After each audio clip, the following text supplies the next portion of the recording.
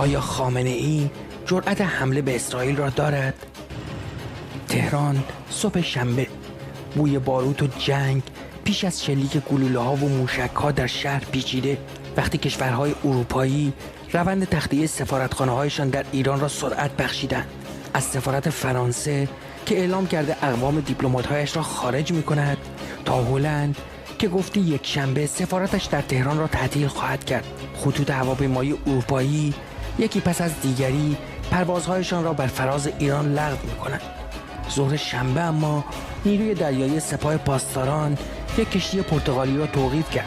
در تنگه هرمز در 50 مایلی شمال شرق بندر الفجیره امارات یک کشتی متعلق به کشتیرانی زودیاک که در تملک یک میلیاردر اسرائیلی است.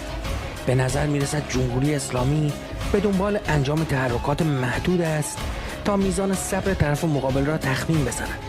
حمله موشکی جمعه شب حزب الله به اسرائیل هم در همین راستا ارزیابی می شود. رسانه‌های نزدیک به سپاه پاسداران اما توقیف کشتی پرتغالی را اقدامی نمادین ارزیابی کردند، با پیامی برای واشنگتن که در صورت حمایت احتمالی از اسرائیل در نزاع پیشرو تهران تنگه هرمز را خواهد بست.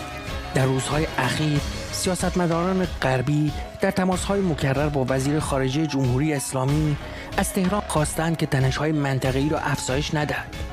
آمریکا هم رسما اعلام کرده در صورت حمله ایران به اسرائیل در کنار تل‌آویو خواهد تمدید حضور فرمانده سندکام در خاک اسرائیل پیامی روشن برای جمهوری اسلامی بود. ما به دفاع از اسرائیل متحدیم. ما از اسرائیل حمایت می‌کنیم. ما به دفاع از اسرائیل کمک